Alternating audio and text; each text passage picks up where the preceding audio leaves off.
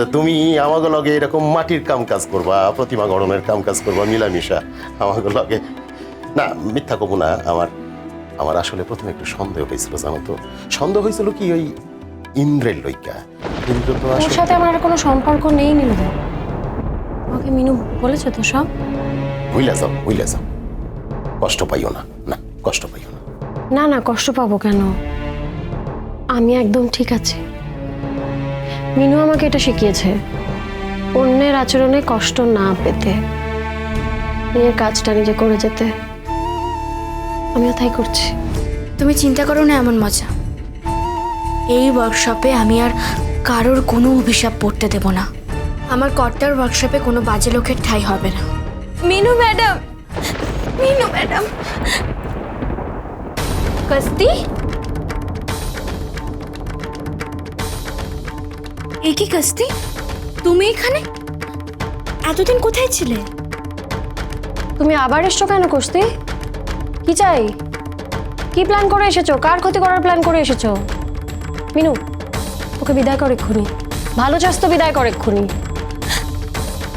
আমি আমি থাকলে আপনাদের ক্ষতি হবে? হ্যাঁ, সর্বনাশের মাথায় পা।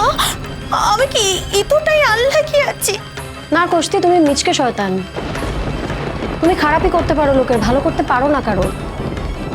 এতদিন ছিলে জাহ্নবীর সঙ্গে জোট বেঁধে ক্ষতি করছিলে মানুষের। এখন নিশ্চয়ই বেশি টাকার লোভে অন্য কারোর সঙ্গে জোট বেঁধেছো। কে পাঠিয়েছে তোমায়? কে পাঠিয়েছে বলো? সর্বনাশের মাথায় পা। আমি জট পাকাবো কিস লিয়ে? ম্যাডাম, ম্যাডাম বাঁচাও আমাকে। আমি আমি তোমার বাধা হয়ে থাকবো। বাঁচাও আমাকে। এসব বানিয়ে বানিয়ে মিথ্যা কথা এখানে বলে কোনো লাভ নেই। আচ্ছা দিদি ভাই, এমনটা তো নাও হতে পারে। হয়তো কাস্তি সত্যি সত্যি বিপদে পড়েছে। বিপদ, বহুত বড় বিপদে পড়েছি আমি মিনু ম্যাডাম। এখন এখন আমার হাতে কোনো কাম নেই, আর ऐसे भी কাম আসার কোনো চান্স भी নেই। তুমি তো এখানে অনেক পাড়ার মেয়েকে কাম শিখিয়েছো, তারা এখন পয়সা भी রোজগার করছে। আমার কি এখানে ঠাঁই হবে না? আমিও সৎ পথে রোজগার করতে চাই। হ্যাঁ না না, আমি জানতে চাই যে একদিন পর তোমার মাথায় এই কথাখানা আইলো।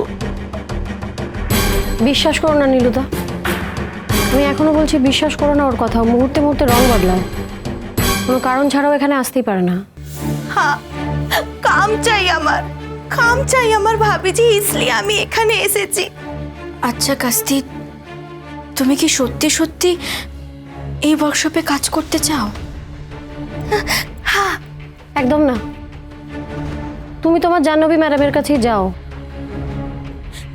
দিদি, আমি আমি ভালো হয়ে গেছি, ওর খারাপ কাজে আমি এখন থাকতে भी চাই না।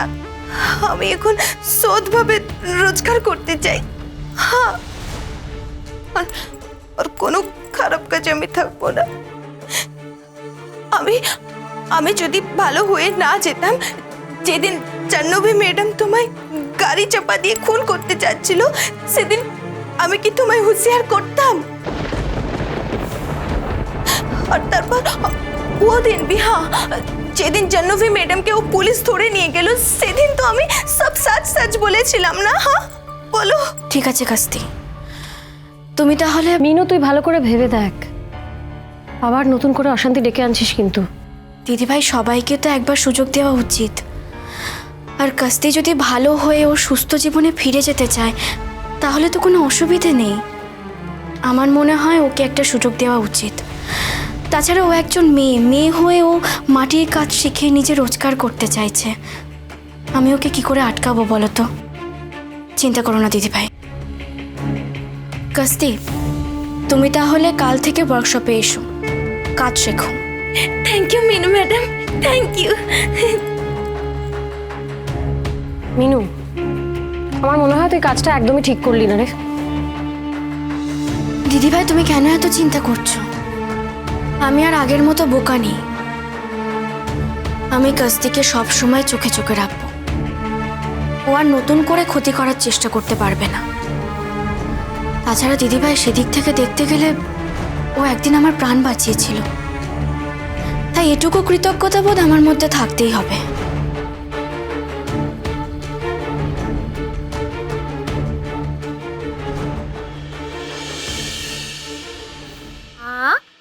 বড় করে হা করো মাম্মা, বড় করে। এই যে আরেকবার হা করো তো বড় করে। না আমি আর খাবো না। মাম্মা দেখেছো?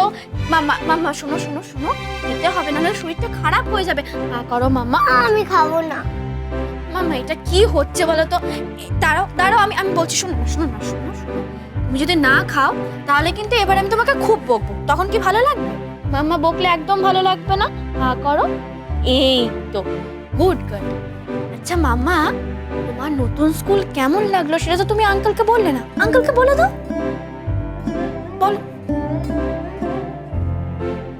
খুব খুব খুব ভালো, দিল্লি স্কুলের থেকেও ভালো। বাহ, আর তোমার নতুন কোনো ফ্রেন্ড হয়েছে? আকৃতি, সিনজিনি, ওরা তো আমার ফ্রেন্ড হয়েছে। Very good. সোম,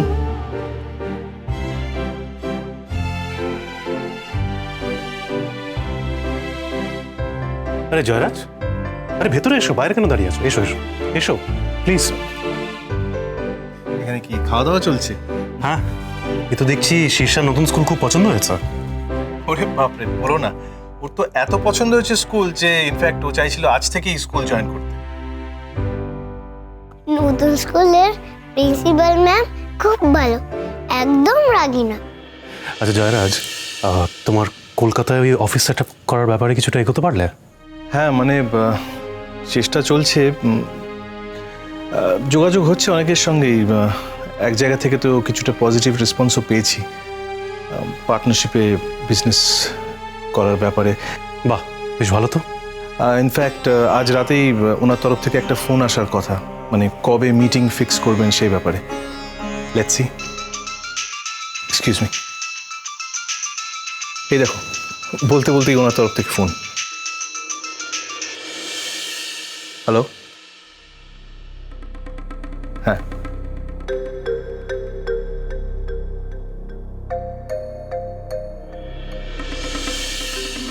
ওকে ওকে, নো প্রবলেম।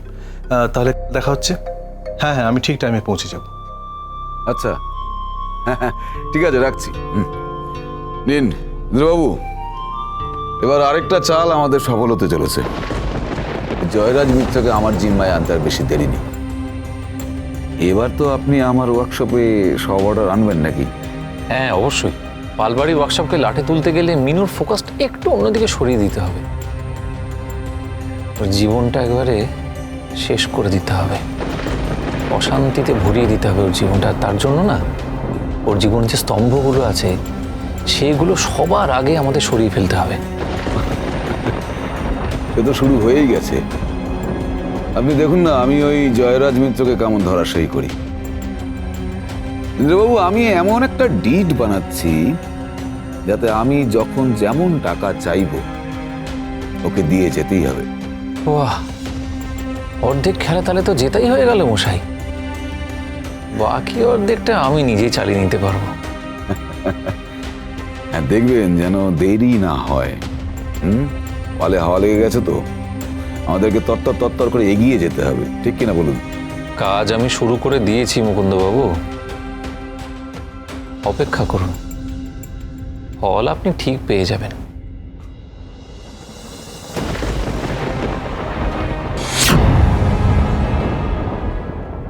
ঠাকুর আমাদের দিকে ঠিক মুখ তুলে তাকাবেন। হোপফুলি। বাহ, এ তো প্রোগ্রেস বেশ ভালোই। তোমার একটা সেট আপ মনে হচ্ছে কলকাতায় এবার খুব শিগগিরই হয়ে যাবে। হ্যাঁ, আমিও তাই চাই। দেখা যাক। আমার বিশ্বাস ঠাকুর নিশ্চয়ই আমাদের দেখবেন। আমাদের পালবাড়ির পরিবারের এই ভালোবাসার স্তম্ভগুলোকে আমাদের আগলে রাখতে হবে। আমরা নিশ্চয়ই পারবো। কি হয়েছে মাম্মা, বলো। মাম্মা, বাইকে খাবার হয়নি এখনো? না, এক্ষুনি হয়ে যাবে। কিন্তু কেন সোনা? চলো না, আমার এখন ঘুম আসছে না, এবার ঘুমাই চলো, আমি, তুমি আর পাপা।